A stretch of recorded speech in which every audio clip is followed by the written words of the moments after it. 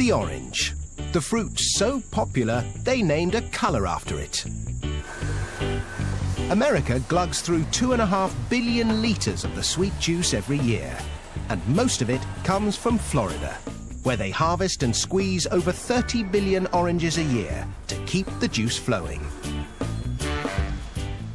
Florida, the Sunshine State, home of Disney World, Miami Vice, hanging chads, and oranges, millions upon millions of oranges.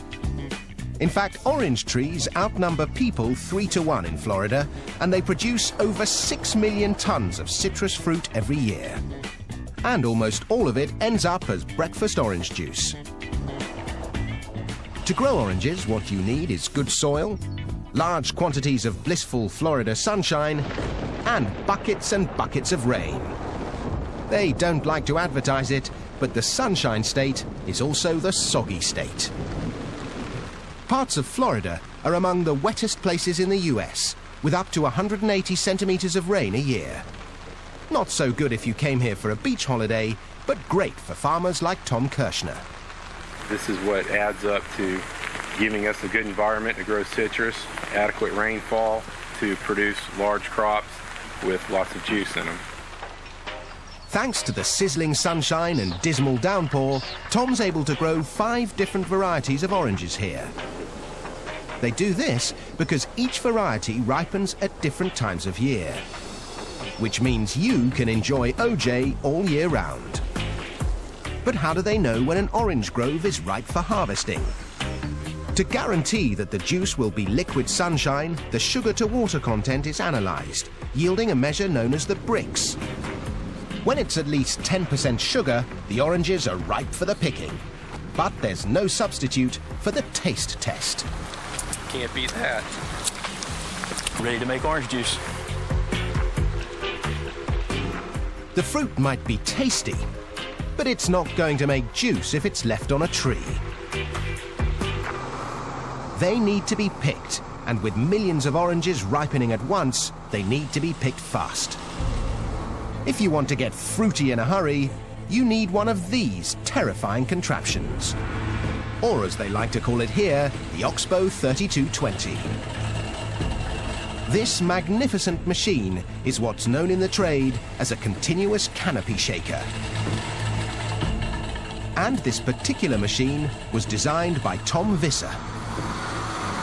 It engages the foliage of the tree and shakes it to and fro, and the shake is violent enough to sever the fruit stem, and then the fruit falls and gets intercepted.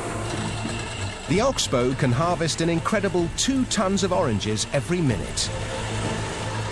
This performance comes at a price. A pair of these mechanical orange pickers will set you back $1 million. Just as well, Tom's got enough work to keep them busy, picking 2 million boxes of oranges, totaling 81,000 tons of fruit per year. Once the oranges have been picked, the race is on to make sure your breakfast OJ tastes as fresh as can be. So the fruit is shipped out in these 400 horsepower transport trucks, 20,000 kilos at a time. The trucks bring them to an OJ processing plant, like this one in Lake Wales. Dave Crumbly makes sure they don't run out of oranges. We'll do about 200 of these trucks a day. And each one of these trucks will hold about 120,000 oranges. In 24 hours, we'll be about 24 million pieces of fruit that will run through here. So, more often than not, Dave gets his daily dose of vitamin C. To begin with, the oranges are washed out of the trucks. The fruit is then carried along 2 kilometers of conveyors into the processing plant where it's graded.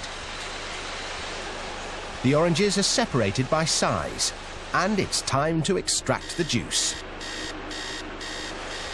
But these days you won't find gangs of sad-looking orange squeezers with sore wrists. This is orange juice squeezing on an industrial scale.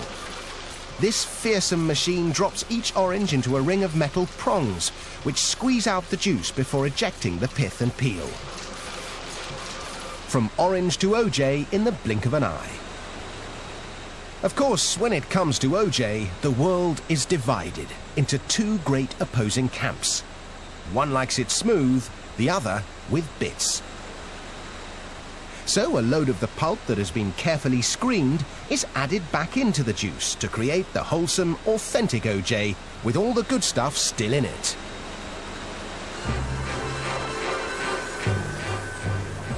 The OJ is now ready to be poured into cartons.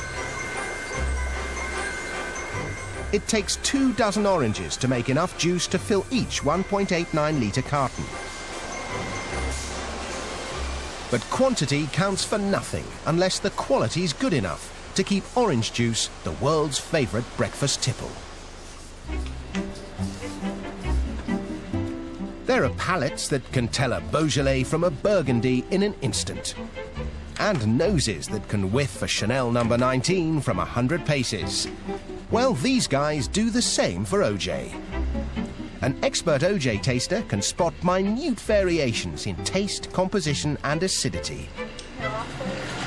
Doesn't have a very much oily feeling either, does it? There are 11 different measures of quality.